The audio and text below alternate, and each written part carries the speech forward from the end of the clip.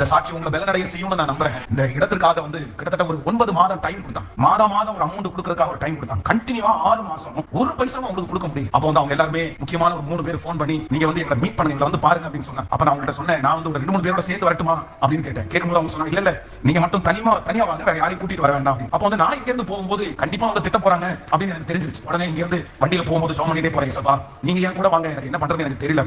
அப்ப நான் போன உடனே என்ன சென்டர்ல உட்கார வச்சு கிட்டத்தட்ட ஒரு 7-8 பேர் கேள்வி மேல கேள்வி கேட்டான். அந்த கேள்வி எதுக்குமே எனக்கு பதில் சொல்ல முடியல. என்ன கேட்டாங்க, எதுக்கு நீங்க வந்து வாங்க முடியலன்னா எதுக்கு அக்ரிமெண்ட் போட்டீங்க, எதுக்கு நீங்க அட்வான்ஸ் கொடுத்தீங்க, அகைன் வந்து ஒரு ஃபாதர் சர்ச் ஃபாதரா இருந்துட்டு இப்படி வந்து நீங்க டைம் கொடுக்குறேன்னு சொல்லிட்டு நீங்க மாத்தலாமா, இது உங்களுக்கு நியாயமா இருக்குதா, அப்படி கேள்வி மேல கேள்வி கேட்டான். நான் ரொம்ப உடஞ்சிட்டேன், என்ன பண்றதே தெரியல. நீங்க ரொம்ப தப்பு பண்ணிட்டீங்க. நாங்க வந்து கடவுளுக்கு பயப்படுற ஒரே காரணத்துக்காக தான் இந்த பணத்தை ரிட்டர்ன் கொடுக்காம இருந்தோம். இல்ல அப்படின்னா தூக்கி மூஞ்சில வீசி நாங்க பாட்டுக்கு போயிட்டே இருப்போம். நீங்க இப்படி பண்ணி இருக்கவே கூடாது. இப்போ ஒண்ணும் இல்ல, அடுத்து நீ கொஞ்ச நாளைக்கு 1 வீக்குள்ள நீங்க எங்களுக்கு இன்னொரு அமௌண்ட் நீங்க தரலன்னா நாங்க வந்து இந்த பணத்தை கூட நாங்க கொடுக்க மாட்டோம், எங்க கடவுளை எங்களை பாத்துக்கணும் அப்படின்னு ஒரு பயங்கரமா பேசினான். நான் ரொம்ப வருத்தத்தோட நான் சொன்னேன், இல்ல உங்களுக்கு வந்து ஒரு 7 days 7 நாள், இந்த 7 நாளுக்குள்ள அடுத்த ஒரு சின்ன அமௌண்ட் நான் கண்டிப்பா தரேன் அப்படின்ட்டு நான் இல்ல அப்படின்னு சொன்னா நீங்க அக்ரிமெண்ட் கேன்சல் பண்ணுங்க அப்படின்னு சொல்லிட்டு வெளியே வரேன்.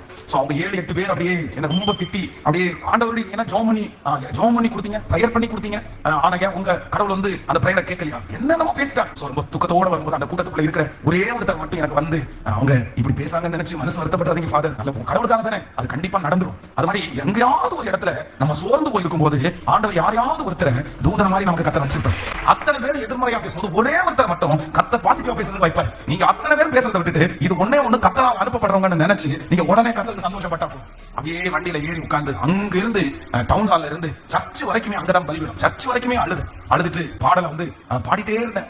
வர என்ன நம்புங்கப்பா, என்ன நம்புங்கப்பா, இந்த மாதிரி 2-3 பாடலை பாடி பலிபீடத்துல வந்து முழங்கால் படிட்டு அப்படியே அழுது அந்த பாட்டை பாடிட்டே இருக்கேன். பாடி முழங்கால் ரொம்ப வலிக்குது அப்படின்னு சொல்லிட்டு கீழே உட்கார்றேன். கரெக்டா என்னுடைய போனுக்கு ஒரு பிரதர் போன் பண்ணி கேட்டாரு, இன்னைக்கு ஓனர்ஸ் எல்லாம் வர சொல்லியிருந்தாங்க, நீங்க போறேன்னு சொன்னீங்கல்ல, என்ன ஆச்சு அப்படின்னு கேட்டாரு. கேட்ட உடனே இல்ல பிரதர் ரொம்ப சத்தம் போட்டாங்க, 7 நாளையில அந்த அமௌண்ட் கொஞ்சம் கொடுக்கலன்னா அக்ரிமெண்ட் கேன்சல் பண்ணுவேன்னு சொன்னாங்க அப்படின்னு சொன்ன உடனே அவர் என்ன சொல்றாருன்னா, பாஸ்டர் எங்கிட்ட கொஞ்சம் பணம் இருக்குது, நான் இப்போ வந்து பிசினஸ் பண்ணலாம்னு நினைச்சேன், பட் இப்போ எனக்கு சூழ்நிலை எல்லாம் சரியில்லை, நான் உங்க கையில தரேன், நீங்க அதை வச்சுக்கங்க, நீங்க இந்த பிரச்சனையை சால்வ் பண்ணுங்க, நீங்க எப்ப வருதோ அப்ப கொடுங்க.